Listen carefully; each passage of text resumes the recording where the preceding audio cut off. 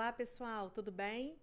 Meu nome é Juliana Pimentel, sou advogada e especialista em direito previdenciário e também presidente da Comissão das Pessoas Idosas da OAB do Espírito Santo. Com muita alegria, apresento hoje mais um episódio do canal As Irmãs do Previdenciário. Nesse canal, a gente está trazendo assuntos diretamente ligados a aposentadorias e às pessoas idosas. E para o episódio de hoje, nós vamos tratar sobre um assunto muito importante e que muitas pessoas se confundem com a aposentadoria, mas não é. É o benefício de prestação continuada, BPC-LOAS. Você conhece? Se não conhece, te convido a conhecer nesse episódio e eu trouxe aqui para te apresentar esse assunto a doutora Mariana Pimentel, que é minha irmã, minha sócia e especialista em direito previdenciário. Olá, Mariana, seja bem-vinda. Obrigada, Juliana. Um prazer estar aqui falando para o canal das Irmãs do Previdenciário e sendo entrevistada por você. Uma alegria muito grande. O nosso canal, né? Verdade. As Irmãs do Previdenciário. Que bom. Vamos então falar de um assunto que eu acho assim muito importante, né? E no dia a dia da nossa advocacia, a gente vê como que as pessoas se confundem, né? Muito. Achando que o BPC, Benefício de Prestação Continuada, também conhecido como LOAS, é aposentadoria. Pessoal, não é. Vamos então explicar o que é o BPC LOAS, Mariana. É um benefício de prestação continuada, né, como você falou, e concedido para as pessoas que têm 65 anos ou mais, ou para as pessoas que têm alguma deficiência.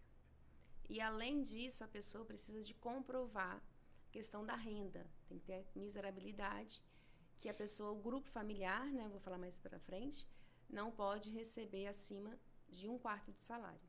Então, o benefício assistencial não é aposentadoria. Muitas pessoas confundem, chegam lá no escritório, doutora, meu vizinho, meu parente nunca pagou INSS e está aposentado. Por que ele está aposentado? Nunca pagou INSS. Eu falei, não está aposentado. Porque o sistema do INSS ele é contributivo. A pessoa só pode se aposentar se contribuir para o INSS. Essa pessoa está recebendo o BPC, que é um benefício assistencial concedido para quem não pagou o INSS ou está muitos anos sem pagar o INSS ou nunca pagou, mas desde que preenche os requisitos para conseguir esse benefício. Então, as pessoas muitas vezes se confundem. Engraçado que comigo também acontece a mesma coisa. Essa perguntinha aí, ela já é padrão, né? É isso aí, pessoal. Então, tiramos a dúvida agora. Se você tinha dúvida, não tem mais, viu? E qual é o valor desse benefício? Fala pra gente. É o valor de um salário mínimo. Diferente da aposentadoria, ele não tem um 13º. Ele é no valor de um salário mínimo. Então, a pessoa não recebe 13º, né, também. Bacana. E vamos lá, no caso do benefício de prestação continuada para a pessoa idosa, 65 anos ou mais, como você já falou, quais os documentos essa pessoa idosa precisa reunir para fazer o pedido desse benefício no INSS? Então, ele precisa ter a identidade dele, o CAD único é obrigatório, ter o CAD único que você faz lá no CRAS, do seu bairro, né? E coloca nesse documento, você coloca o grupo familiar, então, e protocola no INSS esse pedido. Tem que ter a identidade, o CAD único, que vai constar o grupo familiar, todos os documentos deste grupo familiar, das pessoas que compõem o grupo familiar, e é importante que o BPC, o que é grupo familiar para o benefício de prestação continuada? Quem é considerado família para o benefício de prestação continuada? Interessante. É a pessoa que faz o pedido, né, o requerente, o cônjuge ou companheiro, os pais e, na ausência de um deles, a madrasta ou o padrasto, os irmãos solteiros, os filhos e enteados solteiros e os menores tutelados desde que vivam no mesmo teto. Então, neto não entra, sobrinho não entra no grupo, tio não entra. Então, as pessoas às vezes confundem. Tem um grupo familiar que compõe específico para o BPC. E tem que conviver no mesmo teto. Então, morar na mesma casa. Os pais são separados, ele mora com a mãe, o pai dele não vai entrar porque não mora na mesma casa que ele. Então, só entraria a renda da mãe. Então, eles vão somar a renda desse grupo familiar e dividir pela quantidade de pessoas na família. Se der acima de 1/4 de salário, aí a pessoa não consegue comprovar a questão da miserabilidade.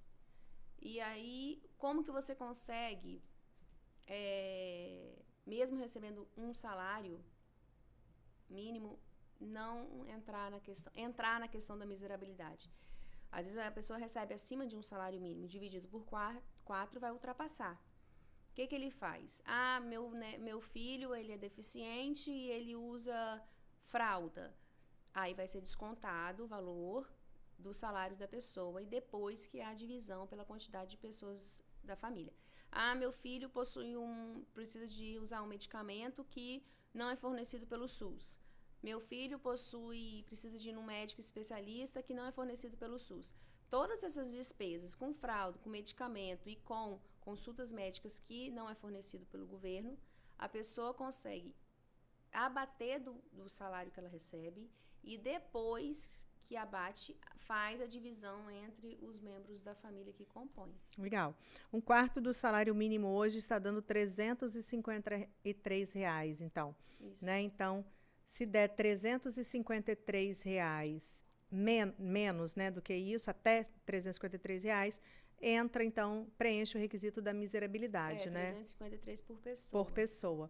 É importante também a apresentação da carteira de trabalho, né? Da pessoa que está requerendo e também dos membros do grupo familiar, né? Um contra-cheque também, se a pessoa trabalhar, né? Para comprovar a renda. Que aí não precisa, não pode ter a renda, né? Então, ele vai se juntar a identidade dele, quem está fazendo o pedido, e os documentos de todas as pessoas que compõem esse grupo familiar, que é a família, para o BPC, as carteiras de trabalho desses membros, para poder comprovar que eles não têm renda, e o CAD único. Exatamente. Se não tem documento, identidade, a certidão de nascimento, né, das crianças, dos filhos que moram na mesma casa, e os documentos dos membros que compõem o grupo familiar. Legal, pessoal. E vamos lá, doutora Mariana, diga pra gente sobre o BPC deficiente. Então, o BPC deficiente precisa também de comprovar miserabilidade, é a mesma coisa em relação ao idade. Idoso. Precisa de comprovar a renda de todo mundo que mora na casa, divide pela quantidade de pessoas que compõem o grupo familiar.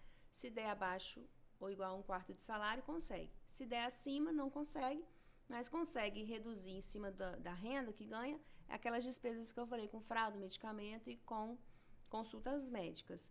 E essa deficiência, a lei diz, no caso da pessoa com deficiência, essa condição tem que ser capaz de lhe causar impedimentos de natureza física, mental, intelectual ou sensorial de longo prazo, com efeitos por pelo menos 2 anos, que a impossibilite de participar de forma plena e efetiva na sociedade em igualdade de condições com as demais pessoas. Então, precisa de comprovar essa deficiência para poder conseguir o BPC. E é interessante, né, obrigatoriamente, a apresentação do laudo médico, Isso, né? Do laudo médico. Detalhado. Tem muitas crianças que a gente está atendendo, muitas crianças autistas que estão fazendo pedido de BPC. Lembrando que tem que comprovar a deficiência há pelo menos 2 anos, pessoal. Isso. Então, isso tem que estar escrito no laudo. Então, você pode, né, conversar com o médico e pedir que ele, né, se for o caso, se for realmente essa a realidade, uma deficiência há mais de 2 anos, constar essa informação no laudo, que ela é muito importante. E como que a pessoa faz para pedir esse benefício, né?